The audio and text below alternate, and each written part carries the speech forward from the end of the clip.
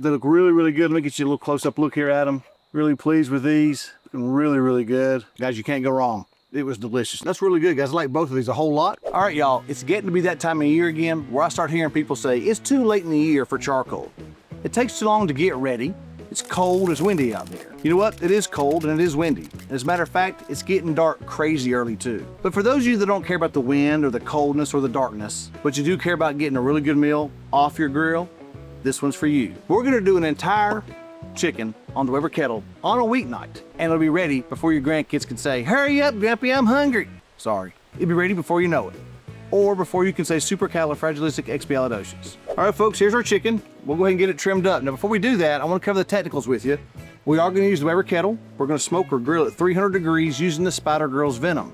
Now, the reason why I want to use the Venom is because it's so windy out here today. That'll really help keep the temperature steady. Now, if you'll notice there's some smoke sometimes wafting into our screen here, it's because I started the charcoal over on this side. But let's go ahead and get our chicken trimmed up, and I'll bring you in closer so you can see what all we do to it. First thing I want to do is dry this up a little bit. I'm trying to keep it as dry as I can. It's going to be moisture coming out of the chicken, of course, as we do this. But the way we're going to make this happen is we're going to actually halve it. We're going to cut it in half. We're going to spatchcock the chicken, taking out its spine. We're going to turn it over and remove its spine and make halves out of it and cook 2 halves, which would be perfect. It makes it very quick and very simple and very easy to do. Now, spatchcocking it, if you don't know, is just the removal of the spine from the bird. Do it on turkeys is very common.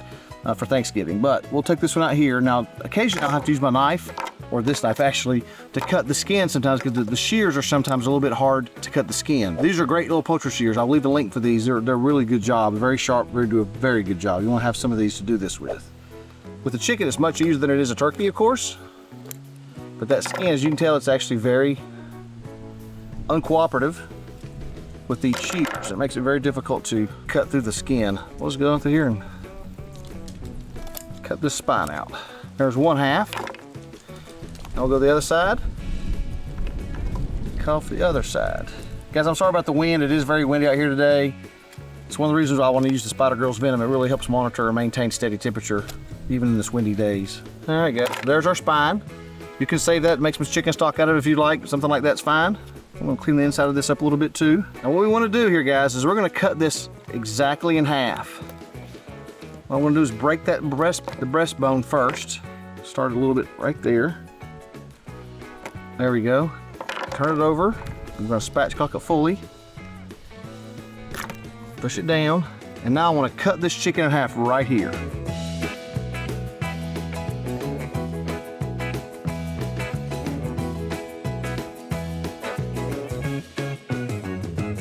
So I have 2 complete chicken halves.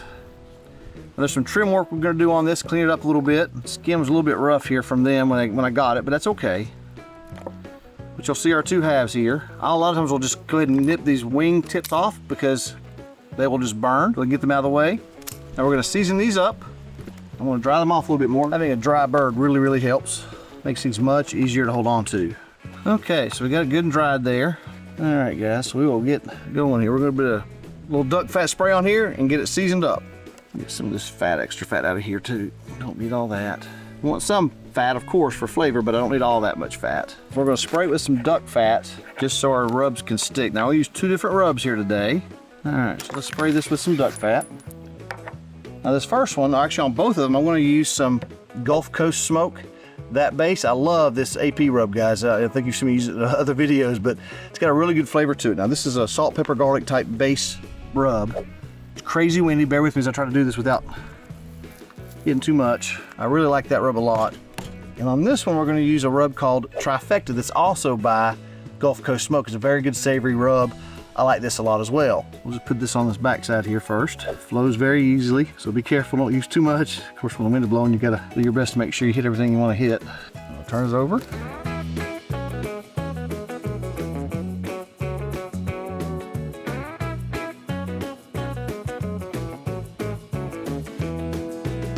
There's that one. Got some fresh gloves on here. That glove on, we're gonna go ahead and spray this with duck fat, the backside. Now, this one we're gonna use a little bit of a mixture. We're gonna use just 16 mesh pepper, Fiesta's brand. It's not freshly ground, but it's good enough for this, for what we're doing today. It's 16 mesh black pepper. It's a light coating of it. And the other one we're gonna use on this bird is Fiesta's Season It All. Now, I really like this rub too. It's Very popular. It's almost like Lowry's, but it's got a little different flavor, and I like it a lot. Let's put some of this on here as well. A little goes a long way. You don't have to really cake it on there. Just get enough on there where you can see it, have it where you want it. Boy, it smells good, guys. Smells very good. Now let's get this sprayed with some duck fat. Get our black pepper on this side of the chicken. It's more I wanted to get. That'll work. That's okay. A little heavier than I wanted. That's all right though. No big deal. Now we'll go with the season it all.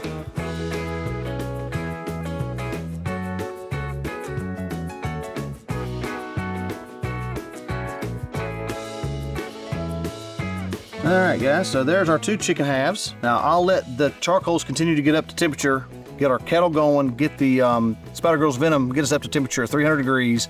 I'll bring you back when it's there and we're putting these on. I'll put these back on a rack and put them in the fridge. It'll be 10 minutes probably, maybe 15 before this charcoal gets done and we get the charcoal going onto the kettle. But I'll put them back in the fridge for a little bit, let them kind of brine up for 15 minutes or so. All right, guys, see you in a bit. All right, folks, I want to bring you back and show you how many charcoals I'm putting in here. Now, I've got quite a bit lit here, more than usual to start, because I want to get to 300 as fast as I can here. And I know having this many lit to begin with will let me get there much, much quicker. So I'll get my grate back on here. Like I said, we're going to set this to 300 degrees. Tells me to open a quarter of the way. Open a quarter. We'll go to 300. Once it gets 300, it gets leveled off, we'll then bring our chicken halves back out, put them on, and I'll show you that when we get there. All right, folks, you can tell it's windy out here. Of course, I got leaves going everywhere. You can hear the wind blowing, I'm sure, too. But we're right at 300 degrees on the grill now. So the Spider Girls Venom has worked and got us to 300 degrees.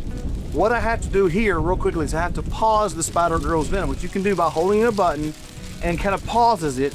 Because if I don't, I take the lid off the grill, the Spider Girls Venom is going to rely on losing temperature and start kicking back on, have air blowing from bottom, air going in from top, and I'll get a massive temperature spike. So you don't want to do that. You got to pause that while you're having the lid off of it. So let me do that real quick. So now it's paused. You won't hear it blowing anymore. Take the lid off. On the ground so you can see me doing this here. There's a leaf blowing in the wind. There's our halves. You can see those really well there. So I'll put these onto the grill. Like anything else, guys, however I put them on here is how they're going to cook. So I want to make sure I get them kind of formed up the way I want them. And I'll put some more rub on these things too. Where I've touched them there, they've kind of lost some rub. So I want to add some more back. Like having rub wherever I can, every spot I can get it, right? So there's the trifecta. Here's the seasoner all. All right, guys, there we go. Now this should take probably, at 300 degrees, I'm going to guess probably a little over an hour. Remember, I put the lid on, I'm putting the vent over the food because I want the smoke and the heat to come up and over across the food as it goes out. Now, I don't like to use wood typically on poultry. I'll use apples sometimes, but what happens, guys, poultry really absorbs wood smoke very, very well, but also makes it very dark. Sometimes that doesn't look too good. It doesn't taste bad, but it just doesn't look very good. So a lot of times I don't use wood smoke on poultry. Sometimes I do, sometimes I don't. If I do, usually it's apple. But today I'm not going to do that. We're going to go just naked without any wood, and we'll look at them, see how we think at the end. You guys can make your own assessments whether you want to do it whenever you do this as well. But again, have the vent over the food so the smoke comes up and across the chicken and out the vent. All right, guys, I want to check in about 30 minutes. We may turn them over occasionally. We'll kind of just look at them and assess, and I'll show you when we get there. So I forgot to put the thermometer probes into each of the breasts. I'm going to do that real quick. We're doing this right now. Number one there on that one.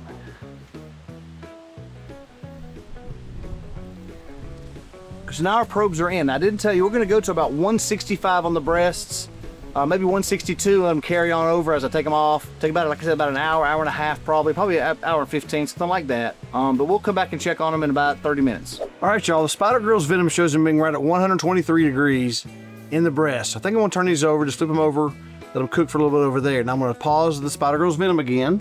I'll take the lid off.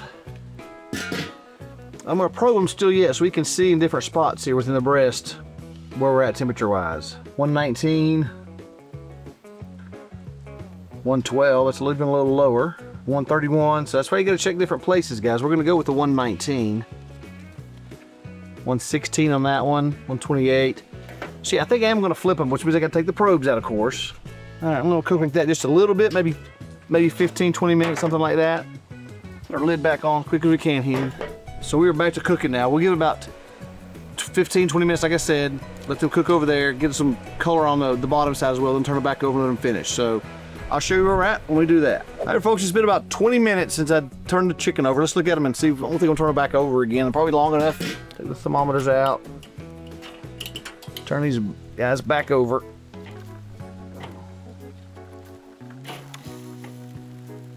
Put this lid back on. I did not turn the pause of the Venom that time. I got the lid on pretty quickly though. Let's check and see what the temperature shows that they're at right now. They're at 137 and 135. So they get about 15 to 17 degrees while they were turned over. So let them go about another 25 degrees, 160, 162, something like that. We'll pull them off. Let them carry on over there. So nonetheless, we'll see in about another 30 minutes or so. All right, y'all, our chicken halves are finished. They finished right at 162. I let them rest for about 10 or 15 minutes now.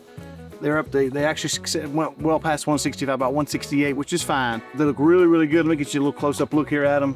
Really pleased with these. Really, really good. A little char on that one, which is fine. I'm just gonna take a little bite of each. I'm not gonna dissect them up, so to speak. I'm just gonna take a little bite of each one of them because I wanna present them to some people a little later on, but I want a little bite of them so I can tell you what they taste like. Now this, I'm just gonna cut a little off the breast here. This is the one with the season it all, and this is the one on this side that has the trifecta. So here's the season it all piece, and here is the skin on the trifecta. Very juicy looking, guys. Let me take a bite of this. Cheers, folks. Here we go. And this is the trifecta. Oh yeah. That's absolutely delicious, guys. My goodness, that's so good. It's a really good rub. Trifecta with that base, both from Gulf Coast Smoke. Guys, you can't go wrong. It was delicious. Let me try the one with the black pepper and season it all. Here we go. Cheers, folks. All right. All right, good. Plenty of pepper. A little more pepper on there I wanted to, but it's fine. A little heat. Season it all give it a really good flavor though. That's really good, guys. I like both of these a whole lot, but you could definitely dry brine these guys for a good 4 to 6 hours if you have the time. Adds a whole lot of juice to them. Guys, I hope you got some value out of this. Hit the like button if you liked the video. Please do subscribe to our channel. Until next time, I'll meet you at the smoker.